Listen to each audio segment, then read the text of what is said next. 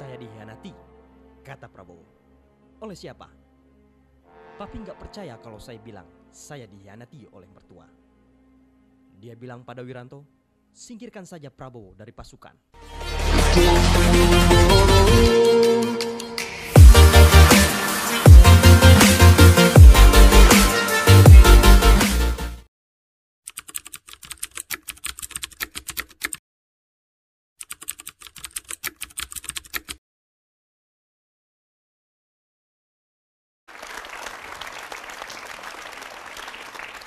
Ya, Anda shock ya, kaget. Karena yang ternyata yang meminta untuk Anda dicopot sebagai Pangkostrat ternyata adalah mertua sendiri, dalam hal ini Pak Harto. Bagaimana situasinya pada saat itu? Mungkin tadi ya, kalau kita lihat kondisi itu kan saya shock ya, saya kecewa. Kalau sekarang setelah sekian tahun kan saya lebih Tenang. lebih menerima dan sebagainya. Dan dalam kondisi sekarang itu kan waktu itu kan pengakuannya Pak Habibie kepada saya. Iya. Nah kebetulan waktu tahun 2004, waktu awal 2004 saya mau maju konvensi Golkar, saya sowan ke Pak Habibie di Jerman, ya, di Kakerbeek, di satu jam di luar Hamburg. Kita bicara dan di situ beliau ceritanya lain, bukan yang minta saya diberhentikan itu adalah sebuah negara superpower. Oh, jadi di sini inkonsistensi dari Pak Habibie. Jadi waktu itu disebutkan bahwa yang meminta adalah Pak Harto. Ya.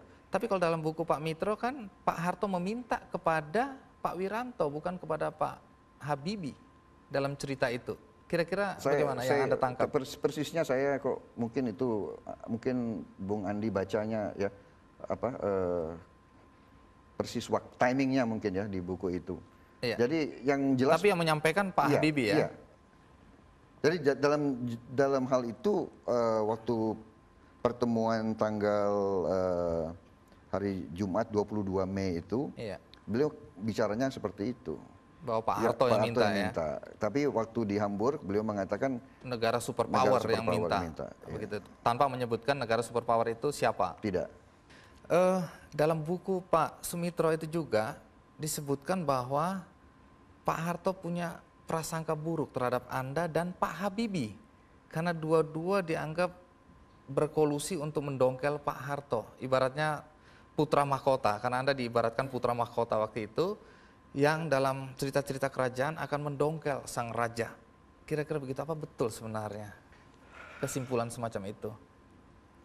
Saya sendiri kan tidak bisa menduga apa di pikirannya tokoh-tokoh tua itu ya. Jadi saya waktu itu bekerja, mengabdi, berbuat yang terbaik untuk negara gitu, dan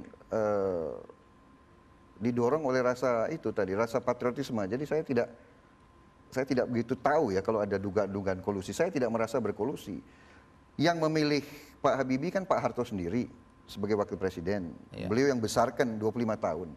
Jadi Pak Habibie adalah orangnya Pak Harto, itu pengertian saya. Jadi kalau saya baik sama Pak Habibie kan tentunya saya tidak baik sama Pak Harto. Ini dua orang yang saya hormati. Ya. Di dalam buku itu juga disebutkan bahwa ada kemungkinan Pak Harto marah pada Anda gara-gara Anda terlalu dekat atau bergaul atau berhubungan dengan tokoh-tokoh reformasi yang notabene adalah mereka yang ingin mendongkel Pak Harto. Bagaimana Anda menempatkan diri dalam konteks cerita ini? Saya waktu itu berusaha untuk menjalin dialog dengan semua unsur, ya.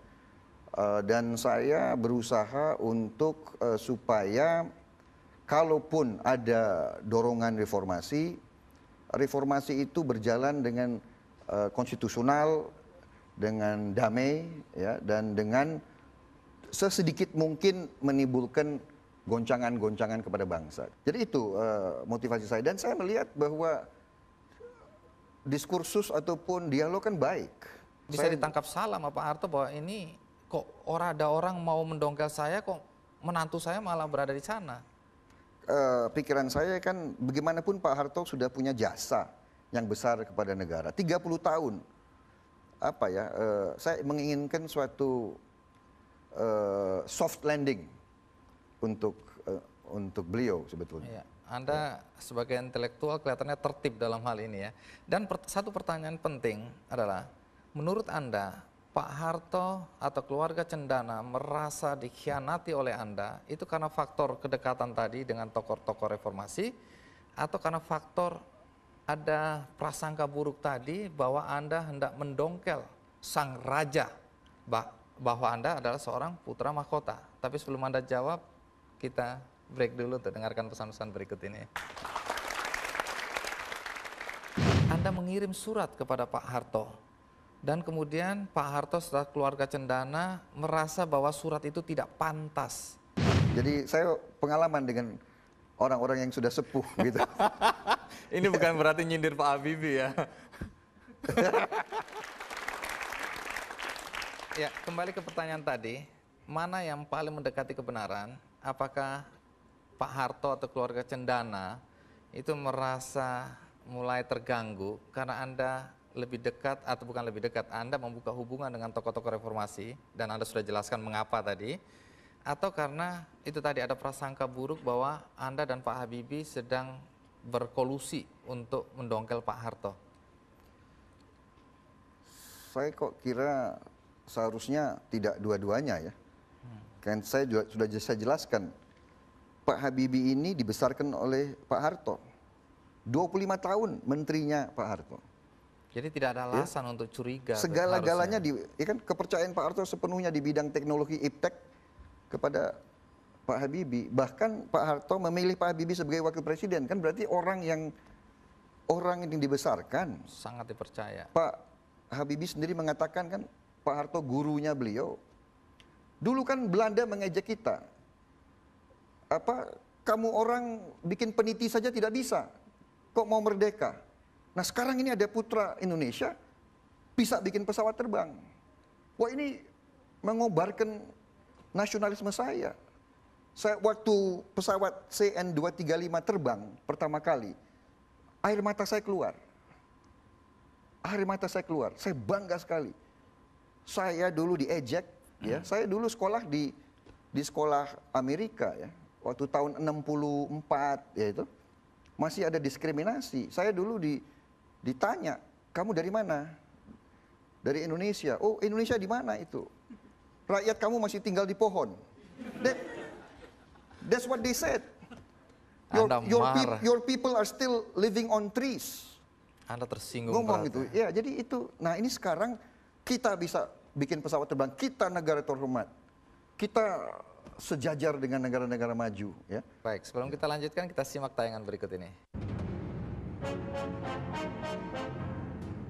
Pada awal reformasi, ketika mahasiswa mulai berdemonstrasi, ketika Quran mulai berani mengkritik pemerintahan, memang Pak Prabowo itu beberapa kali bertemu dengan saya. Saya melihat Pak Prabowo ini tidak kongruen sama dan sebangun dengan Cendana. Walaupun menantunya Pak Harto, tapi saya lihat pikiran-pikirannya itu sudah cukup jauh. Itu buat saya dia jenderal intelektual atau intelektual yang jenderal. Waktu Pak Harto berada di Jepang, itu ada seorang yang menjadi connecting person ya antara saya dan Pak Prabowo itu. Kemudian ketika berbicara, loh kok ternyata banyak hal yang mirip juga. Cuma dalam masa-masa yang sangat akut menjelang 20 Mei itu, saya ingat sekali dia mengatakan bahwa ada perintah gitu, dari hierarki yang lebih tinggi gitu, untuk menembak saya gitu. Dia bahkan menyebut nama tersebut gitu ya. Tetapi udahlah Mas Prabowo, buktinya saya masih sehat, saya masih segar gitu. Jadi saya tidak terlalu risau dengan informasi seperti itu, tapi saya terima kasih informasinya supaya saya juga lebih hati-hati dan waspada. Iya, Pak Prabowo. dalam hubungan dengan Pak Harto ada satu misteri yang mungkin harus Anda jawab, yaitu ketika Anda tahu bahwa Pak Harto yang meminta Anda dicopot, Anda mengirim surat kepada Pak Harto. Dan kemudian Pak Harto setelah keluarga Cendana merasa bahwa surat itu tidak pantas. Sebenarnya apa isi surat itu? Saya kok tidak merasa kirim surat pada saat itu. Oh, ini saya kutip dari Iya. biografi dari Pak Mitro, ayah Anda. Ya saya kira begini ya, Pak Mitro itu kan mungkin ya. Pak Mitro itu ayah Anda loh. Ya, enggak, justru itu. Pak Iya. Mitro itu sangat cinta sama putranya. Iya. Dan karena itu dia mungkin tidak rela apa yang dilakukan terhadap saya kan. Jadi dia merasa harus membela saya dan sebagainya. Jadi Anda merasa ini dan waktu itu kan overprotect? saya kan sempat meninggalkan tanah air. Saya sekitar 13-14 bulan saya di Yordan. Ya, jadi saya mungkin beliau mendapat informasi dari beberapa lain ya, tapi itu mungkin Tapi Anda masalah. sendiri Dan tidak beliau ya ingat. ingat, beliau tuh waktu itu sudah umur 80-an tahun ya.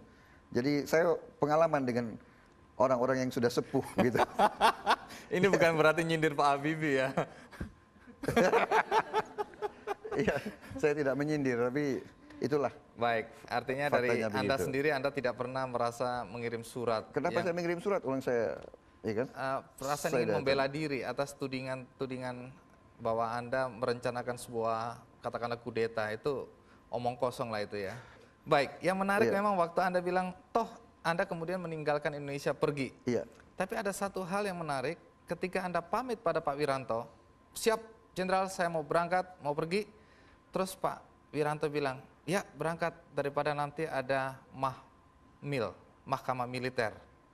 Begitu dalam kasus Enggak, Trisakti. Tidak pernah beliau bicara Tidak pernah ada. seperti itu. Baik, sebelum kita lanjutkan, kita akan dengarkan pesan-pesan berikut ini.